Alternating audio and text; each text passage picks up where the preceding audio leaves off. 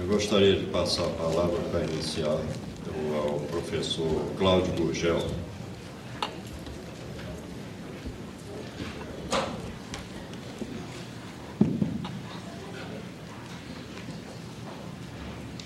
Bom dia aos companheiros da mesa, bom dia aos companheiros todos presentes aqui nesta manhã. A abertura dos nossos trabalhos se dá com a discussão de um tema muito frequente, muito comum nas discussões que tratam da luta política, de um modo geral. Que tema é este que nós estamos tratando na abertura deste seminário, o 4º Seminário Internacional do IVERTA contra... É o 4º ou é o 6º? É o 4º. Na luta contra o neoliberalismo. O tema é a crise do capitalismo e as estratégias do imperialismo. Eu quero tratar este tema com 4 blocos e vou tentar naturalmente ser o mais breve possível, porque o tempo não dá para que nós nos estendamos muito. Esses 4 blocos terão início com um bloco sobre algumas considerações teóricas acerca de crise do capitalismo. O segundo, nós vamos trocar um pouco de ideias com relação às crises já acontecidas no capitalismo e o desfecho delas. O que aconteceu? O terceiro bloco, nós queremos entrar nas estratégias que o capitalismo, através dos seus agentes imperiais em todo o mundo, usam, inclusive aqui no Brasil, para sair da crise e, mais do que isto, para extrair vantagens da crise. Fazer, como eles costumam dizer, na linguagem estratégica, transformar a ameaça em oportunidade. No 4º bloco, eu queria, se der tempo, tratar um pouco da luta de classes. Ou seja, de um aspecto extremamente importante na crise do capitalismo e na estratégia do imperialismo para sair da crise e tirar vantagens da crise. A luta de classes, como vocês sabem, é a luta que os trabalhadores travam contra os patrões na tentativa de diminuir o grau de exploração a que são submetidos, mais ainda na tentativa de avançar na direção de um poder que possa definitivamente pôr fim a essa exploração. Então, no 4º bloco, eu queria tocar um pouco nesse assunto, porque ele tem muito a ver com a crise do capitalismo e principalmente com as estratégias para sair da crise. Então, vamos entrar no primeiro ponto, que trata de questões teóricas. As questões teóricas tratadas pelo marxismo se tornam questões muito práticas, porque elas estão referenciadas, na verdade, nos fatos que acontecem, nas coisas objetivas que se dão. De forma que, como acontece frequentemente, de nós, quando ouvimos falar, vamos tratar de teoria, de teórico, a gente se assusta, não? E aí vem alguma complicação, um discurso arrevesado, No caso do marxismo, essas coisas se tornam muito claras, como nós vamos ter a ocasião de ver aqui agora. Dizem que o capitalismo vive uma crise crônica. E isso tem dois sentidos. Nós vamos ver esses sentidos. Mas alguém que tem uma crise crônica deve ter um mal de raiz, difícil de ser retirado. E que mal é este? É aquilo que Marx chama de a contradição fundamental do capitalismo. Ou seja, que está lá no fundamento. Se alguém quiser, pode dizer que está lá nos fundos. Que contradição é esta? É a contradição que se dá entre o trabalho coletivo, o trabalho ser um trabalho social, realizado por milhões e milhões de criaturas e trabalhadores e trabalhadoras, e o produto desse trabalho ser apropriado por uma minoria. Os patrões e aqueles que estão em torno dele, aqueles que um sociólogo chamado Dahrendorf chama de classe dominante. Os que têm as fábricas, os que têm as grandes lojas, os que têm as grandes fazendas, que põem as pessoas para trabalhar num trabalho social, e ao invés do produto ser distribuído entre as pessoas, de acordo com a produção dessas pessoas, esse trabalho é acumulado por uma minoria, que são esses donos de fazendas, de fábricas, de lojas e assim por diante. Esta é a contradição fundamental do capitalismo. Uma coisa que não casa, uma coisa doentia que tem o capitalismo. Então, isso provoca dois tipos de crise. Um tipo de crise que diz respeito à organização da sociedade, dado que o capitalismo é uma sociedade profundamente injusta.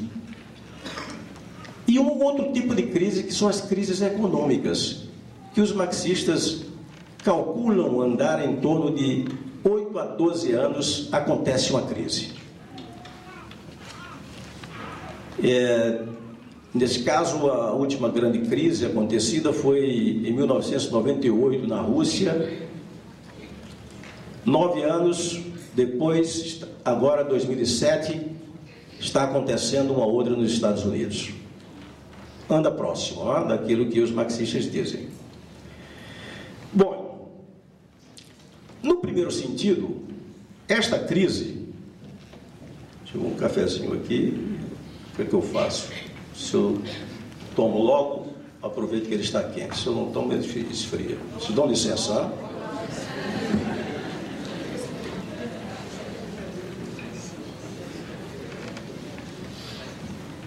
Bom, então, esse gole já foi o suficiente. Então eu dizia, há uma crise da sociedade capitalista. Ou seja, desta forma de se organizar na sociedade. Uma forma em que muitos trabalham e poucos se apropriam. Neste sentido, o capitalismo tem produzido coisas absolutamente cruéis. Eu fiz um pequeno levantamento sobre estas coisas. Vejam só. A África, todo o continente africano, vive com 5% da renda per capita dos Estados Unidos. Ou seja, a renda per capita do povo africano é apenas 5% da renda per capita dos Estados Unidos. Uma coisa, portanto, insignificante. É para a disparidade. Nos países da Europa e da América do Norte, a cada grupo de 1.000 pessoas, 553, ou seja, mais da metade das 1.000 pessoas, possuem telefone. E 332 têm internet. Na mesma África, em cada 1.000 pessoas, apenas 15 possuem telefone. E só 8 têm acesso à internet. Reparem a enorme disparidade. Mas mesmo aqui na América Latina, enquanto nos países centrais da Europa, nos Estados Unidos, são 333 pessoas usando internet a cada 1000, ou seja, um terço, aqui nós temos apenas 49 pessoas na América Latina. Portanto, não é apenas um problema da abandonada África. Mais algumas coisas para demonstrar como esse modelo é um modelo de sociedade doente e sem futuro, desumano. A desigualdade entre os países vem crescendo. Os países pobres, nos anos 60, tinham um PIB, que é o produto produzido por esse país, que era 1,54 do PIB dos Estados Unidos. Quer dizer o seguinte: a riqueza produzida pelos Estados Unidos e pelos países ricos era 54 vezes aquela que era produzida pelos países pobres, em 1960. Agora, nos anos atuais, isso pulou de 54 para 121. Ou seja, a riqueza dos países ricos é 121 vezes aquela produzida pelos países pobres. 53% da população mundial vive com menos de $2 ao dia. Quer dizer o seguinte, que mais da metade da população mundial vive com R$4 por dia, R$120 por mês. Mais da metade da população mundial. Desta população pobre, 54 milhões estão na Europa. Para demonstrar que o capitalismo, mesmo nos países centrais, tem milhões de pobres. 800 milhões de pessoas são consideradas desnutridas pela ONU. A Unesco, que é o órgão que trata da educação, também da Organização das Nações Unidas, registra 860 milhões de analfabetos. E a OIT, que é a Organização Internacional do Trabalho, diz que existem 874 milhões de trabalhadores com contratos precários e salários ínfimos. Destes, 27 milhões de pessoas vivem em trabalho escravo no mundo capitalista. 200 milhões de crianças são expostas ao trabalho no mundo capitalista. Destas, 90% estão em atividades consideradas as piores: prostituição, tráfico de armas, conflitos, tráfico de drogas. São 180 milhões de crianças nessa situação.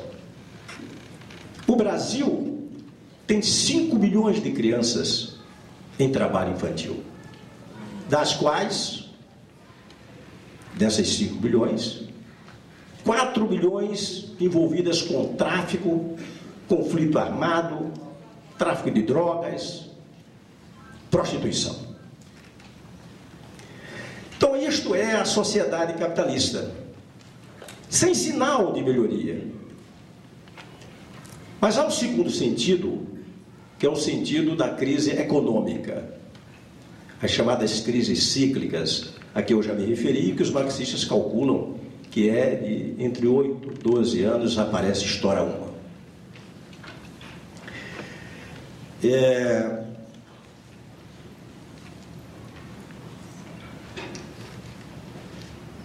Essas crises cíclicas, elas acontecem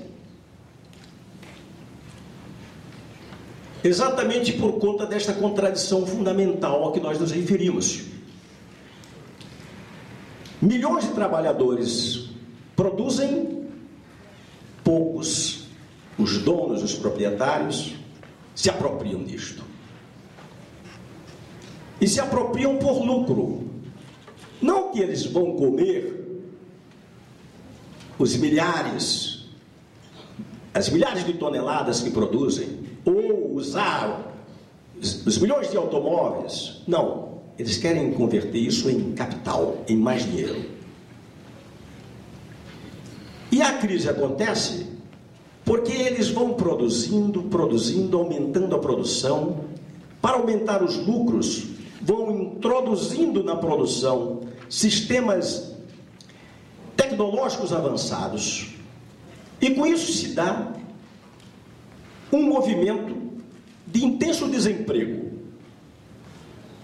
E à medida que há desemprego, os salários vão caindo. E quando há um grande desemprego e os salários caem, as pessoas não têm condições de consumir. Então ficam os grandes capitalistas com uma quantidade enorme de produtos nos armazéns e nos pátios sem conseguir vender. Porque os trabalhadores, que são também consumidores, estão ali desempregados e com salários miseráveis. Isto provoca a crise, que é chamada por alguns de crise de superprodução. Ou seja, produziu-se muito e não se tem como vender, porque no ato de produzir, foi se dispensando mão de obra, empobrecendo o consumidor. Estas crises, elas têm o que se chama de caráter sistêmico. Ela estoura num canto e vai pegando os outros setores. Por quê? Porque, é claro, se alguém perde o emprego em determinado lugar porque a fábrica fechou, não vai produzir mais, porque os produtos estão todos armazenados, a tendência é que estas pessoas que perderam o emprego vão cortando o seu consumo, que vai produzindo outro desemprego nas unidades fabris, nas lojas que vendiam as coisas para elas. Quer dizer, você perde o seu emprego porque o seu setor fechou várias unidades de produção e você vai cortar as suas despesas. Também é sistêmico no que diz respeito aos países. Estoura nos Estados Unidos, ora, se estourou nos Estados Unidos, as pessoas vão cortar suas despesas. Se vão cortar suas despesas, o importador do Brasil vai parar de importar, porque não tem como vender a ele, que era o consumidor que está cortando suas despesas. Estão compreendendo? Claro, não é? Bom, agora, nesse momento, existe uma crise que é tipicamente uma crise cíclica, econômica nos Estados Unidos. Produziram uma quantidade enorme de casas e apartamentos e emprestaram muito dinheiro para que as pessoas pudessem comprar as casas e os apartamentos. E emprestaram, inclusive, a pessoas que eram classificadas naquele sistema de controle como maus pagadores. Mas a vontade de vender os produtos para que eles não encalhem, não se ter a superprodução de casas e apartamentos, foi tal que eles emprestaram a todos. Marx dizia que o crédito é uma maneira de disfarçar a superprodução. Uma maneira de disfarçar a superprodução. Porque, claro, se eu digo que eu tenho dinheiro aqui para lhe emprestar, você vai comprar mesmo sem ter solvência para responder àquele compromisso. E foi isso que aconteceu. Foi emprestado a juros de 4, alguma coisa. E a coisa se agravou porque os Estados Unidos gastam mensalmente 2 bilhões de dólares para fazer a guerra do Iraque. E troca 1 bilhão de dólares para fazer a guerra do Iraque por mês. E precisa da entrada de 2 bilhões por mês dentro dos Estados Unidos, vindo de outros países. Para fazer isso, eles levantaram a taxa de juros a mais 1%, passou a 5 e pouco %. E isso agravou a situação daqueles que tinham pego dinheiro emprestado sem ter condições de pagar. Então eles começaram a vender os seus apartamentos, vender as suas casas. E isso foi provocando uma baixa nos preços das casas e dos apartamentos. Isso vai desencadeando, portanto, uma incapacidade de compra, uma incapacidade de pagar as coisas. Esta é a crise que está sendo vivida agora.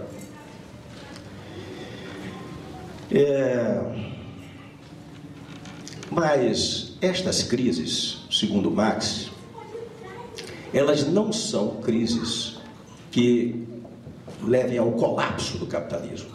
Ele vai acabar por conta disso.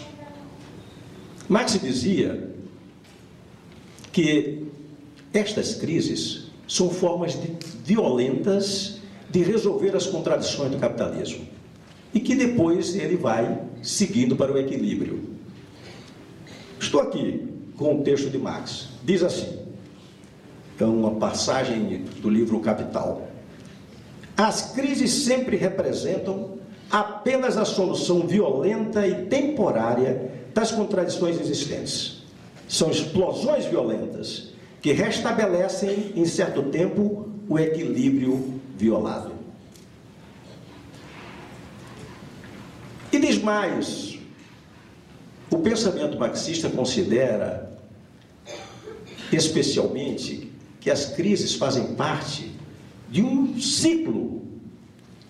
Estoura a crise, há a depressão, depois existe uma reanimação e a seguir o ascenso. Existem crises que são caracterizadas como crises gerais. Essas crises são diferentes. São crises em que, além do econômico, existe também o comprometimento das instituições políticas. Os dirigentes políticos não podem mais controlar a situação. O povo começa a se levantar em grandes manifestações. Existe uma tendência à insurreição. O povo organizado já existe historicamente, tem uma atuação organizada, presente. Já fez ensaios de luta, já enfrentou o governo. Essas crises são crises que têm a potencialidade de realmente transformar as coisas. Mas não essa crise cíclica desse tipo que aconteceu nos Estados Unidos e que está acontecendo ainda hoje. Acelerando o passo, porque nós temos aqui um aviso de que o tempo está se esgotando. Como aconteceram as crises? Ora, nos 150 anos que nós temos, últimos 150 anos, aconteceram 37 crises nos Estados Unidos, apenas nos Estados Unidos, nos últimos 150 anos. 37 crises. Destas crises acontecidas nos Estados Unidos, 2 crises foram crises gerais. Uma crise acontecida no século retrasado, 1873 até 1993, e a crise dos anos 30, que é muito mais conhecida das pessoas que estão aqui presentes, que foi aquela da Grande Depressão. Agora, mais anterior a esta crise, nós já sabemos, houve a crise russa. Como se deu o desfecho desta crise? A crise russa. A crise russa de 98, que levou a uma intervenção nos bancos, onde 500 mil contas foram bloqueadas, contas bancárias. O calote foi de 40 milhões no sistema, 40 bilhões de dólares foi dado o calote no sistema internacional. O Estado deixou sem salários na Rússia em 98. Professores e trabalhadores da saúde já são acostumados a ficar sem salário em vários lugares do mundo, mas deixou também mineiros e militares. Veja o tamanho da crise acontecida na Rússia. A Rússia saiu da crise, suas taxas de crescimento atuais são positivas e o número de milionários russos aumentou. Na lista da revista Forbes, que faz a lista dos tantos milionários que existem no mundo, saiu da crise. A Grande Depressão dos Estados Unidos, uma crise geral, acontecida, como vocês sabem, em todos os anos 30, esta também obteve uma saída, através da intervenção do Estado, do modelo keynesiano, que é a participação do Estado sustentando a situação. Portanto, a história das crises não é uma história que registre colapsos, explosões que acabem resultando em uma nova sociedade. A menos que aconteça o que aconteceu na União Soviética, ou seja, na velha Rússia pré-soviética. Ali, além da crise econômica, além da crise da guerra, existia um partido organizado, revolucionário, que fazia a luta de classes de uma maneira intensa e que mobilizava milhares e milhares, centenas de milhares nas ruas, como aconteceu há 4 meses da Revolução, há 4 meses da Revolução Soviética, uma passeata em São Petersburgo, a principal cidade da Rússia, e tinham 500 mil pessoas na rua. Nestas condições, essas crises gerais acabam dando no rompimento da estrutura capitalista e na abertura de uma nova aurora, de um novo horizonte para os povos. Mas para isso é preciso partido organizado, é preciso militância, é preciso luta política, é preciso acúmulo, é preciso trabalho, é preciso estudo, é preciso empenho, é preciso enfrentamento, acumulação disso tudo para que haja, de fato, o aproveitamento desta crise e o rompimento dessa estrutura injusta em que se constitui o capitalismo. Quando não há isso, as estratégias do capitalismo para sair da crise acabam funcionando. Quais são as estratégias usadas pelo capitalismo? Primeiro, o capitalismo usa uma estratégia geral, que é lançar mão do dinheiro onde ele se encontre. Vejam agora o que acontece na crise dos Estados Unidos. Para evitar que as pessoas corram para vender os seus imóveis e produzam uma queda radical nos preços, o Banco Central americano já investiu nesta semana que se encerra hoje 62,5 bilhões de dólares, dinheiro público, para sustentar o sistema privado. Então a primeira coisa que se faz é avançar nos fundos públicos.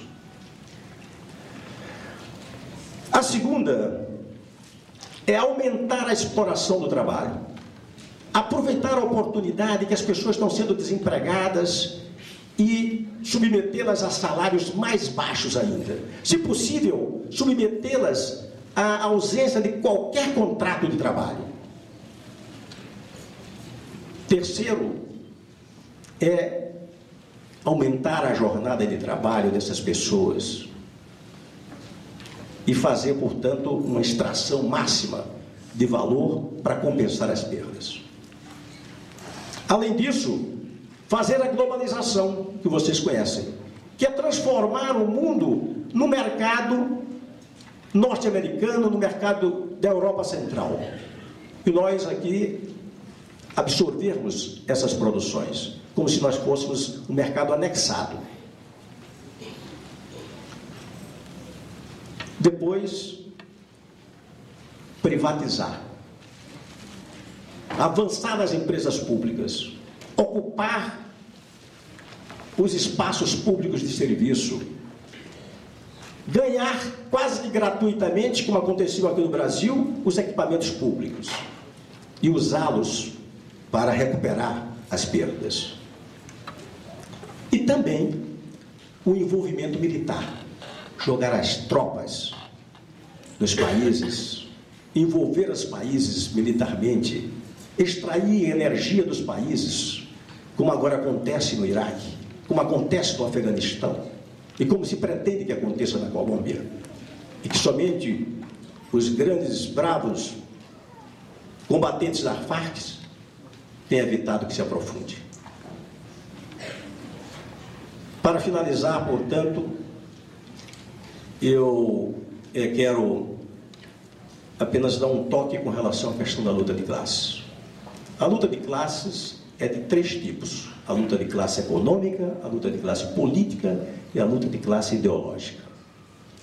Se essas 3 lutas de classe, elas diminuírem, elas enfraquecerem, as estratégias de compensação da crise, de saída da crise, de extração de vantagens da crise, são bem-sucedidas. Portanto, os sindicatos precisam lutar, precisam se opor a essas tentativas de precarização de trabalho, se opor a essas tentativas de avançar nos fundos públicos, nos espaços públicos. As organizações estudantis precisam lutar. Esta luta é uma luta corporativa para evitar, por exemplo, a reforma universitária. A luta política, que é a disputa pelo aparelho público, para usar o aparelho público como a burguesia usa seu serviço. E a luta ideológica, que é a luta de pensamento, de ideias, para se contrapor às ideias que procuram nos convencer de que o capitalismo ainda é e ainda tem solução.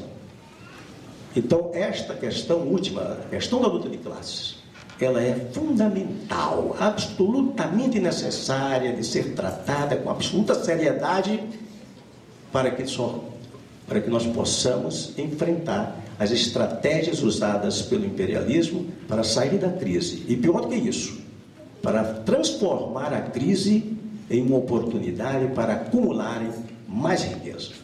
Muito obrigado e desculpe por me ter estendido.